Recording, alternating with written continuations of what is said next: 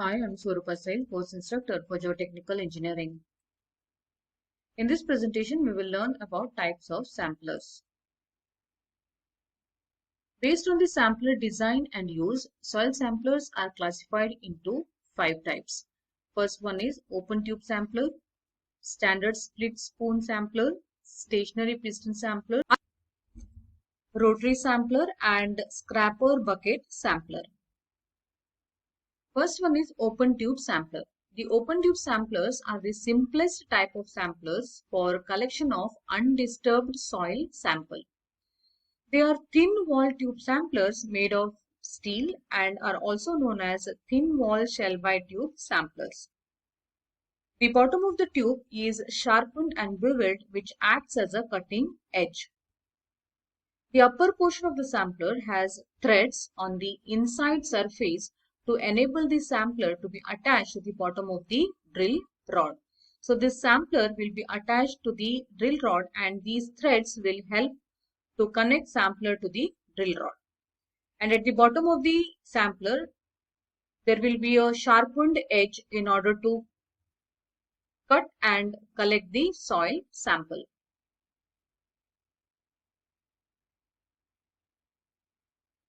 The most commonly used tube samplers are 5.08 to 7.62 centimeter in diameter and 60.96 to 76.2 centimeter in length. Use of tubes of 10 to 15 centimeter in diameter has increased within the past 2 decades. Now we will learn about method of sampling. The procedure for collection of soil samples from a borehole using open tube sampler is as follows. The sampler is attached to the bottom of the drill rod. So here we can see the sampler and this sampler is attached to the drill rod. And the whole setup is lowered to the bottom of the bore. That is the hole which is being created where the undisturbed sample has to be collected.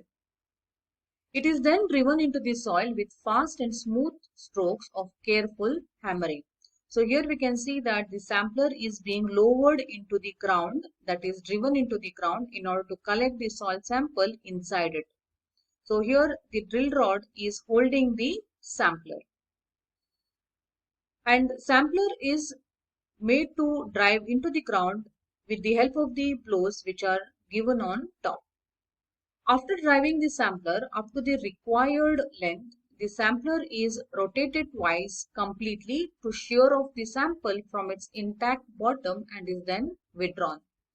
So here, after sampler reaches to the required length, it will be rotated so that it is separated from the rest of the ground.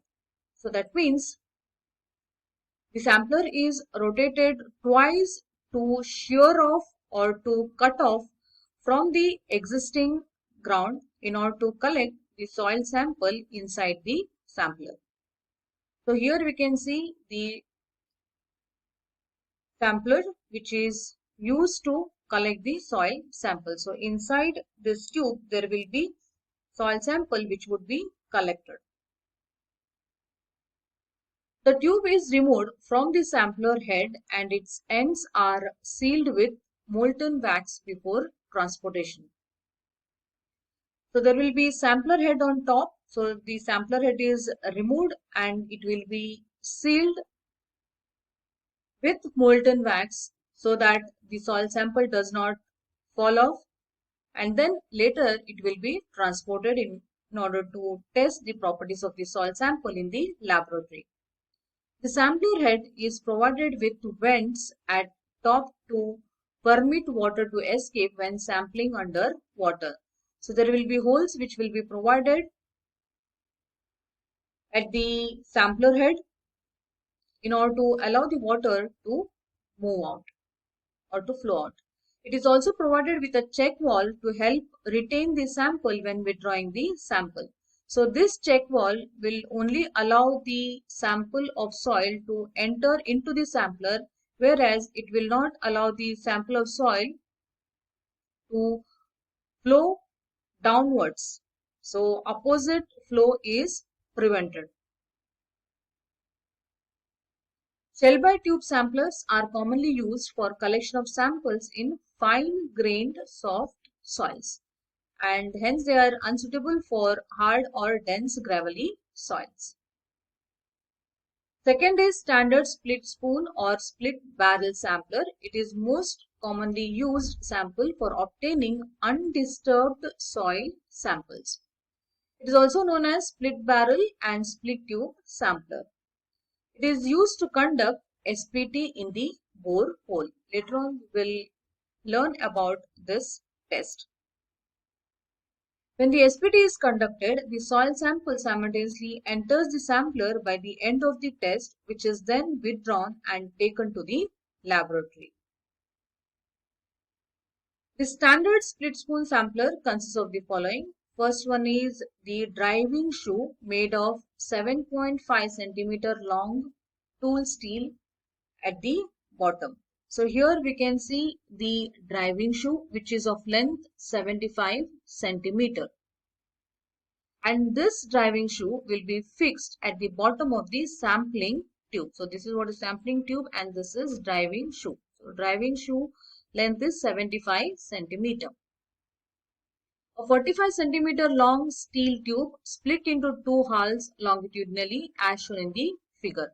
So this is what is the 45 cm long steel tube, that is the sampling tube, which can be split into two holes. So here we can see that the split tube, which is of 45 cm long, been split into two holes.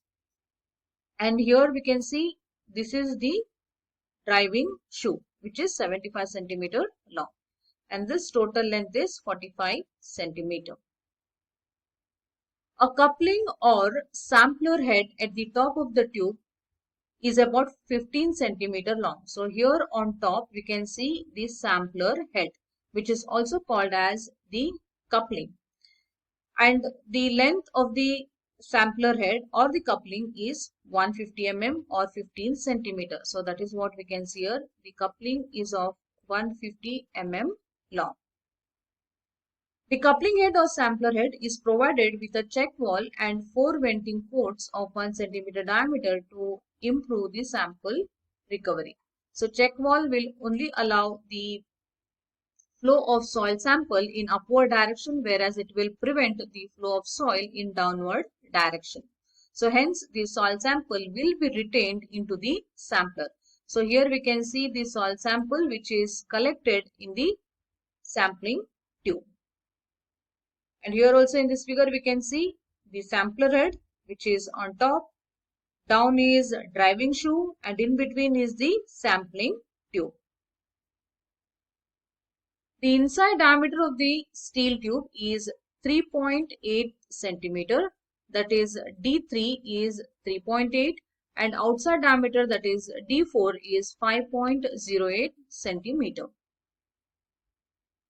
And here in this figure again we can see the split spoon sampler. This is the shoe, this is the retainer which is used to retain the soil sample, and this is what is the head which is connected on top of the sampling tube. Next we will learn about how to collect the soil sample. After the borehole has been made, the sampler is attached to the bottom of the drill rod and lowered to the bottom of the hole. So here we can see that the sampler is used to collect the soil sample. This is the borehole. Once the borehole is made, the sampler, here we can see the sampler which is attached to the drill rod. So this is the drill rod, will be lowered into the bore hole. So the sampler attached to the drill rod will be lowered into the bore hole which has been made in order to collect the soil sampler. The sampler will be forced downwards into the soil by repeated blows of a drop hammer. So this is the drop hammer. There will be number of blows which will be given on top in order to allow the sampler to move downwards. The sampler is driven to the required length. So whatever required length is to be obtained, so till that length the sampler will be driven taking care not to overstress the sample, and is then withdrawn. The slit tube is separated after removing the shoe and the coupling. Later on, the sampler head, that is which is on top, and the driving shoe will be removed, and the sampler tube will be separated. The sampling tube with the sample is taken out and it will be placed in a container which will be sealed and transported to the laboratory. Third one is stationary piston sampler. It contains a piston or plug attached to the long piston rod extending up to the ground surface to the drill rod. So here we can see the drill rod. Drill rod will contain extension rod which will be fixed to the piston. So piston rod will be connected to the piston. During lowering of the sampler through the hole, the lower end of the sampler is kept closed with the piston. So here we can see that the lower end of the sampler is kept closed with the piston. And when desired sampling elevation is reached, the piston rod is clamped, keeping the piston stationary, and only the sampler tube is allowed to move down. So once the desired sampling elevation is reached, the piston will be clamped, that is, it will be fixed in position, and only the sampler tube will be allowed to move down in order to collect the soil sample. Then the sampler is lifted up. So here we can see that the sampler is being lifted up with the piston rod in the clamped position, and the piston helps in preventing the entry of water and dirt into the tube when it is being lowered. When sampling tube is pushed into the soil, keeping the piston fixed in position, a negative pressure is developed above the sample, which holds back the sample during the withdrawal. So that means the sample will not move in downward direction. It thus helps to retain the sample during lifting operations. The stationary piston sampler is used for sampling soft to stiff cohesive soils. The quality of samples obtained is excellent and the probability of obtaining a satisfactory undisturbed sample is high. The use of piston enables a high recovery ratio for the soil sample, but at the same time prevents recovery ratios higher than 100%, preventing entry of excess soil into the sampler. Next is rotary sampler.